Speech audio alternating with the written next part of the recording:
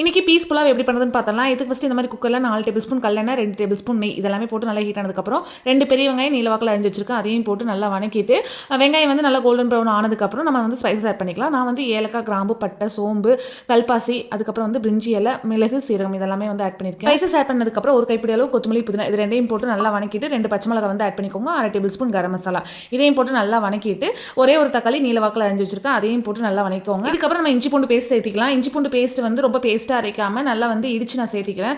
இதுக்கப்புறம் தேவையான அளவு உப்பு, அதுக்கப்புறம் நம்ம ஊற வச்சிருக்கிற மஞ்சள் பட்டாணி. எப்பவுமே பச்சை பட்டாணி யூஸ் பண்ணுவோம். இன்னைக்கு நான் வந்து மஞ்சள் பட்டாணி யூஸ் பண்ணியிருக்கேன். இதையும் போட்டு நல்லா கழுவி விட்டுட்டு தேவையான அளவுக்கு தண்ணி ஊற்றி தண்ணி வந்து நல்லா கோச்சதுக்கப்புறம் அரிசி போட்டுட்டு அரிசியும் தண்ணியும் சரிசமமாக வந்ததுக்கப்புறம் குக்கர் மூடி போட்டு ஒரு 2 விசில் விட்டு எடுத்திங்கன்னா போதும். சூப்பரான பட்டாணி புலாவ் வந்து ரெடி ஆகிடும். இந்த பட்டாணி புலாவ் வந்து ரொம்பவே மைல்டாக தான் இருக்கும். பிரியாணி மாதிரி நல்லா காரசாரமெல்லாம் இருக்காது. ரொம்பவே மைல்டாக தான் இருக்கும். இது கூடவே நம்ம வந்து ஏதாவது கிரேவி ஐட்டம் வச்சு சாப்பிட்டோம் அப்படின்னா டேஸ்ட் வந்து சூப்பராக இருக்கும். சிக்கன் இருந்தது அப்படின்னா இன்னுமே காம்பினேஷன் வந்து நல்லாயிருக்கும்.